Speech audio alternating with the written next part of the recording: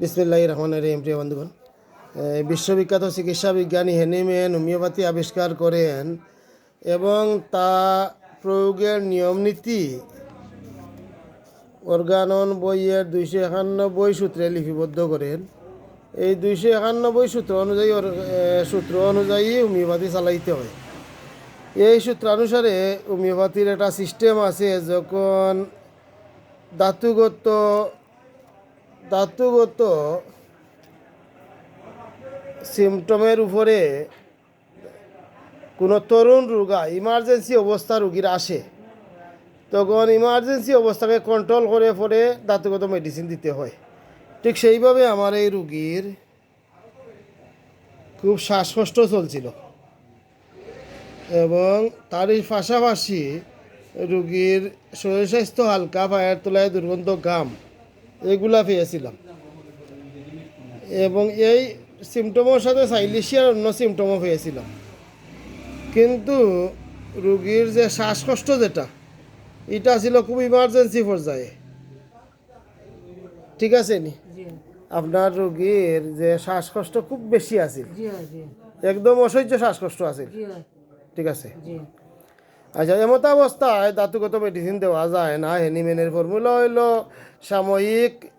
সাময়িক emergency উপশমকারী medicine দিয়ে রুগী কন্ট্রোল হওয়ার পরে ধাতুগত মেডিসিন দিতে হয়।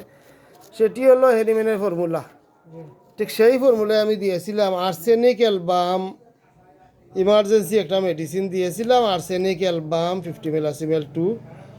ওটা খাওয়ার পরে শ্বাসকষ্টটা কমার পরে দিয়েছিলাম আমি সাইলিশিয়া 50 ml 1 16 ডোজ।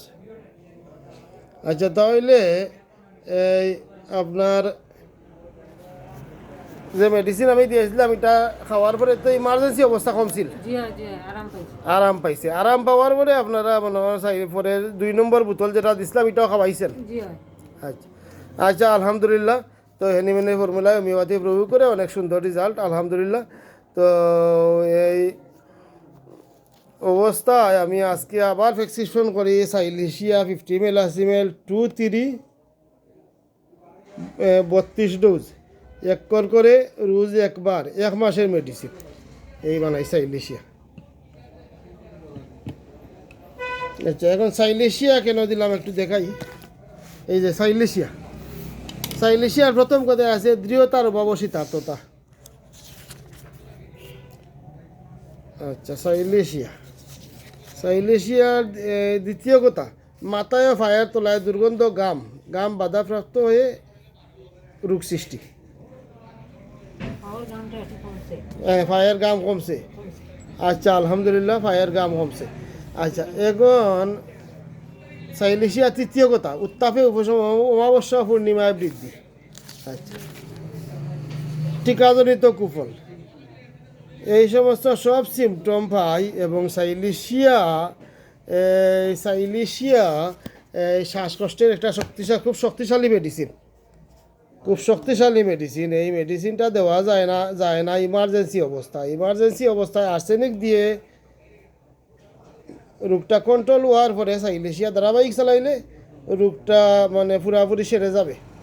রোগটা পুরাপুরি সেরে যাইতে হলে সাইলিশিয়ার দরকার, সেটা ইমার্জেন্সি অবস্থায় পরে দিতে হয়। ঠিক সেইভাবেই দিছি এবং আলহামদুলিল্লাহ আপনার রুগীর অবস্থা আগের চেয়ে ভালো আছে। আলহামদুলিল্লাহ, আগের চেয়ে ভালো। রুগী বর্তমানে শ্বাসকষ্ট নাই। এখন যাতে শ্বাসকষ্ট আর কমে না, শ্বাসকষ্ট যাতে এখন আর কমতে থাকে, আর বাড়ে না, এই অবস্থার জন্য সাইলিশিয়া কিছুদিন চালাইতেই। তো চালাইলে শ্বাসকষ্ট কমবে। তার পাশাপাশি পায়ের তলায় যে দুর্গন্ধ ঘাম যেটা দেখা দেয়, এটার লগে রোগের একটা সম্পর্ক আছে, ওইটাও কমে যাবে ইনশাল্লাহ। এটা তো আপনি বলছেন আগের চেয়ে কম আছে, এটাও কমপ্লিট কমে যাবে। তার পাশাপাশি সাইলিশিয়া একটি ভালো ভিটামিন ঔষধ। সাইলিশিয়া কিছুদিন সেবন করার পরে আমি আশাবাদী রোগীর শরীর স্বাস্থ্য আগের চেয়ে অনেক পরিবর্তন হবে ইনশাল্লাহ। শ্বাসকষ্ট কমার পাশাপাশি রোগীর শরীর স্বাস্থ্য ভালো হয়ে যাবে ইনশাল্লাহ। অ্যালোপ্যাথিতে একটা সিস্টেম আছে যে আগে রোগের ঔষধ দেয়, পরে ভিটামিন ঔষধ দেয়, আলাদা আলাদা। আমাদের সিস্টেম হলো যৌথ, যে ঔষধে রোগ কমবে সেই ঔষধে ভিটামিনের কাজ করবে, শরীর স্বাস্থ্য ভালো হবে। তো এই সব মেডিসিনই সাইলেশিয়ার ভিতরে আছে। তো সাইলেশিয়া আজকের মেডিসিন সাইলেশিয়া 50 ml আছে, ml 2 3 32 ডোজ রোজ 1 কর্ক, এইটগুলা নিয়ে যান ওই পকেট। আচ্ছা, তাহলে রুগীর যে রেজাল্ট যেটা আছে এটার উপরে আপনার সন্তুষ্ট আছেন? জি জি আচ্ছা, আলহামদুলিল্লাহ, খুশি হইলাম। ওষুধ খাইয়া তো ভালো আরাম পাইছি। আচ্ছা, ওষুধ খাইয়া ভালো আরাম পাইছেন, আলহামদুলিল্লাহ, খুশি হইলাম। বাকিটাও ধীরে ধীরে শেষ হয়ে যাবে ইনশাল্লাহ। আমি নির্মূল হয়ে দিত।